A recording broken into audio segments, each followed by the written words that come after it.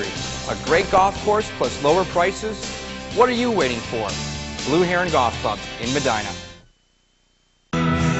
She is a former tennis all-star whose career and life suffered a terrible setback when she was stabbed by a deranged fan. But Monica Seles is back on top, and she's out with a brand new book, Getting a Grip on My Mind, My Body, and Myself, which chronicles both her professional career and her personal struggles. Monica, I've always been a big fan of yours. I think I just proved to you that I'm a big tennis fan and big tennis family. Yes, definitely. And I know your son plays tennis, and your daughter has been just introduced to the game. So always very happy to meet someone that loves the sport as much as I do. And I think you're right up there. Well, I love your story in many ways, but in another way, it's sad to me because, you know, here you are on top of your game, and this deranged person, you know, attacks you. Yeah, he stabbed me in my back while I was sitting during a tennis match when I was 19 years old and #1 in the world, and then everything, all the injustice that happened afterwards.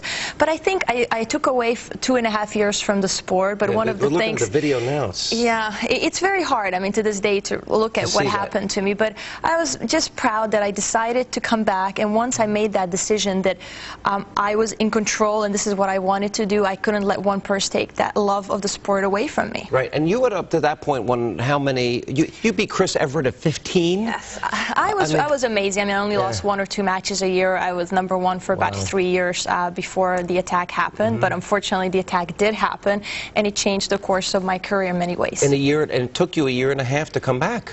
Oh, definitely. I mean, physically, I was probably about 9 months that I couldn't play, and then after that, emotionally, I took 2.5 years away from the sport. And this guy only got 2 years probation. He didn't even go to jail. Yes, he never spent a night in jail. I mean, the whole thing was quite an amazing story, but once I decided that, you know, I have to move on with my life, tennis is something that I love to do, that was kind of my savior in some ways, going back to the sport. Yeah. Now, you had a very passionate love with your dad. Your dad was your coach. Yes. And you went to the I went to Nick Bollettieri Tennis Academy as a child, and then throughout it, my father really nourished my tennis. And I mean, to this date, I wouldn't be in this chair without my father's nourishment in terms of you know, just supporting me no matter what, if I won or if I lost. And I think you understand that with your son, that, you know, somebody has to be behind you who, you know, win or lose a tennis match, they're still going to love you. I tell them all the time, I don't care if you win or lose, just try your hardest. But That's I think really it's so important. So often parents don't see that. They see the other side, you know, the fame, the money.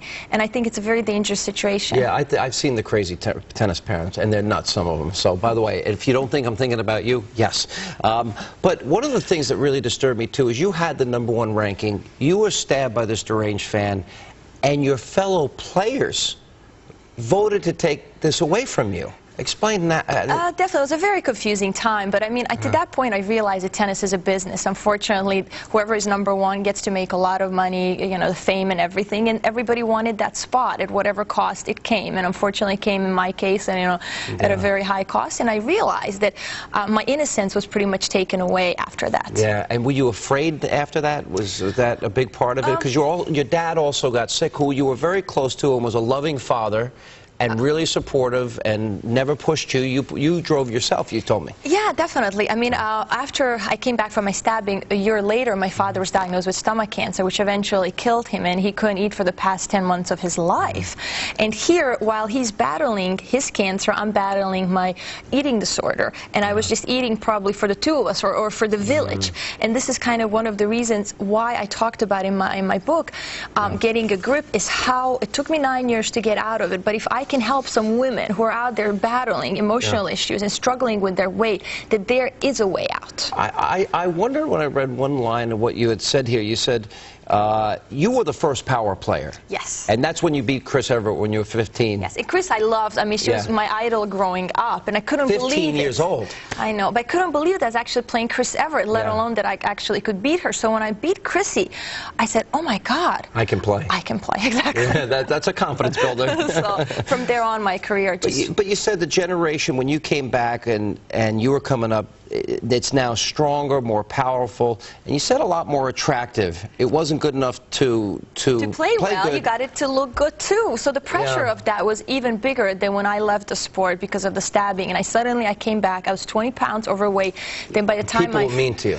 Oh, definitely. I was 35, and my height was 37 pounds heavier than I am now. And unfortunately, as you know, all of us know in the media can be very tough. Fellow players, I mean, just, you know, they made some very tough comments to stomach. And at the same time, I was going through this internal battle because I was turning to food for comfort. Right. Food was my best friend. It was there. And you were hiding it from everybody. Definitely, because as a tennis player on the court, I was so powerful and so focused. Yet the simple thing, food, I couldn't control. But once I realized it really wasn't food that was eating me, it was my emotions. And this is what my book is all about, is getting control of your emotions and deciding that you want to lead a healthier life. And figuring out what is eating you and making those small steps, and this is what I talked about in the book. So my 7-year-old girl started playing, and she grunts when she hits. I love it, love it, love it. She really does, and I don't know where it came from. Well, but you want to, she has to be an individual. I truly believe in encouraging individuality, and I started to grunt, and my father said, you know what, if that makes you hit the ball harder, you do whatever, it works. And now you see Maria Sharapova and so many other players grunt, and it's not even a big issue anymore. Yeah, but it was for the people who got on you about it. Some of the players got upset. Definitely, because I was again so good. I was losing 1 or 2 matches a year. There was nothing really wrong with me, so they needed something, you know. All right. Now, one day I'm going to get you on the court, and I forget it. No. I would love that. You'd crush me. No, I would Well, not. I'm so glad your life is better. I'm sorry about your dad. I'm glad that the book is doing so well. And I was a fan of yours for years. You were such a gifted player, and it's a great honor to have you here. Thank you for coming. My pleasure, we really appreciate it. Thank you. And that is all the time we have left this evening. And thank you for being with us. Let not your heart be troubled. The news continues as we toss it now to Greta Van Susteren, who goes on the record. We'll see you back here tomorrow night.